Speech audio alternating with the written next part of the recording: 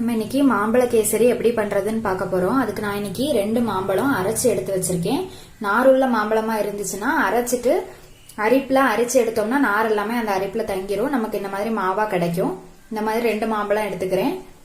1.5 cup ரவை, 1.5 cup சீனி, ஏலக்காய் ஒரு 4 எடுத்து வச்சிருக்கேன். பாதாம், பிஸ்தா, முந்திரி பருப்பு எல்லாமே தேவைக்கு எடுத்து வச்சிருக்கேன். நெய் தேவையான அளவு யூஸ் பண்ணிக்கலாம். நம்ம இப்ப எப்படி பண்றதுன்னு பார்க்கலாம்.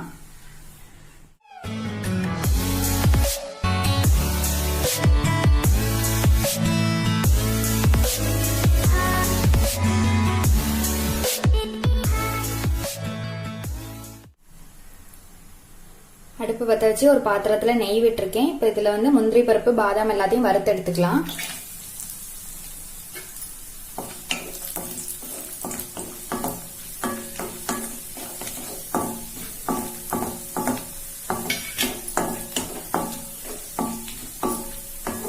செவந்துட்டு இதை மாத்திக்கலாம்.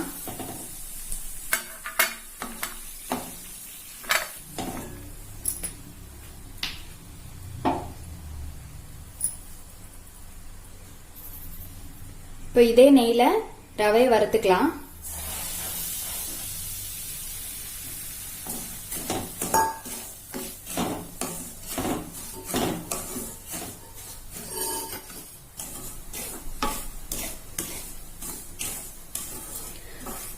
ஒரு 3 நிமிஷம் நல்ல ரவையை வறுத்தாச்சு. இப்ப இதை மாத்தி வச்சுக்கலாம். 1 கப் ரவைக்கு 3 கப் தண்ணி விடணும். நான் இப்போ 1.5 கப் எடுத்திருக்கேன் ரவை, அதனால 4.5 கப் தண்ணி விடணும். நான் இப்போ 3 கப் தான் விடுறேன். 1.5 கப்புக்கு நம்ம மாம்பழம் அரைச்சி வச்சிருக்கோம், அதை விட்டுக்கலாம்.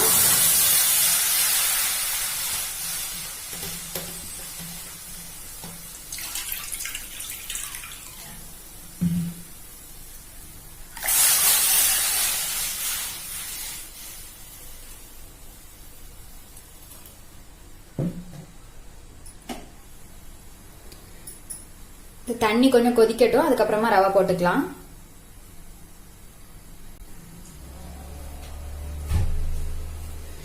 தண்ணி கொதிக்க ஆரம்பிக்குது. இப்ப இதுல ரவையை கொட்டிக்கலாம்.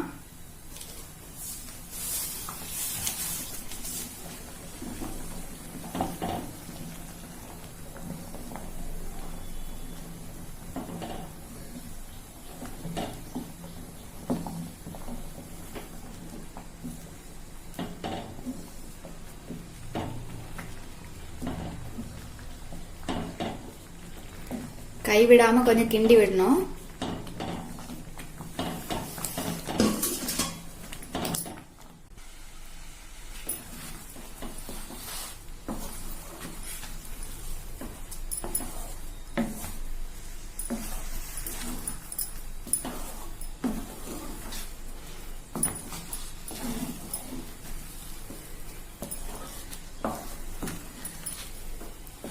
ரவை வெந்துடுச்சு. இப்ப இது கூட அரைச்சு வச்சிருந்த மாம்பழத்தை கொட்டிக்கலாம்.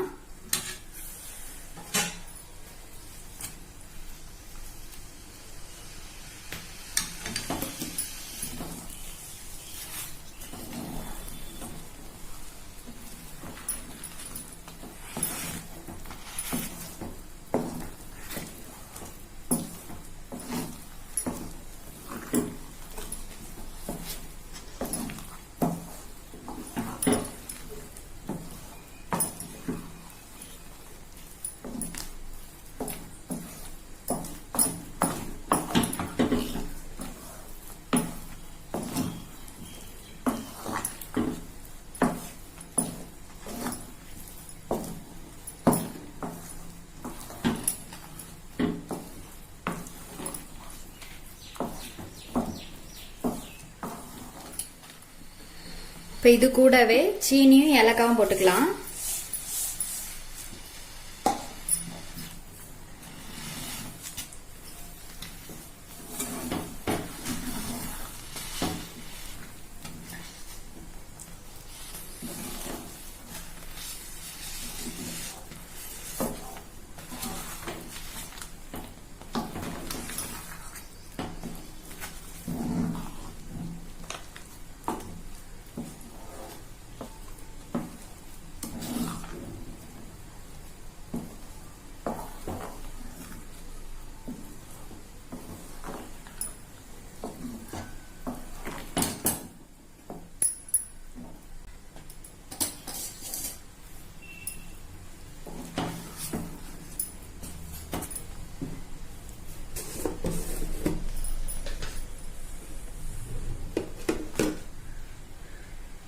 நெய்,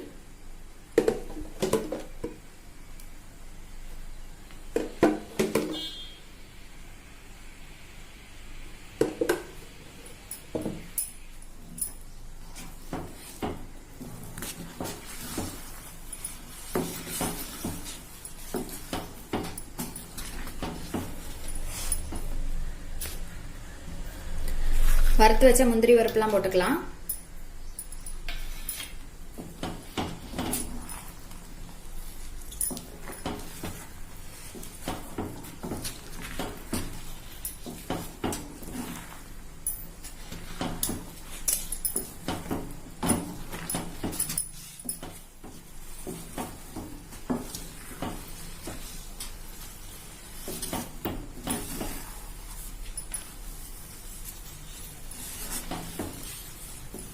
கேசரி ரெடி ஆயிடுச்சு.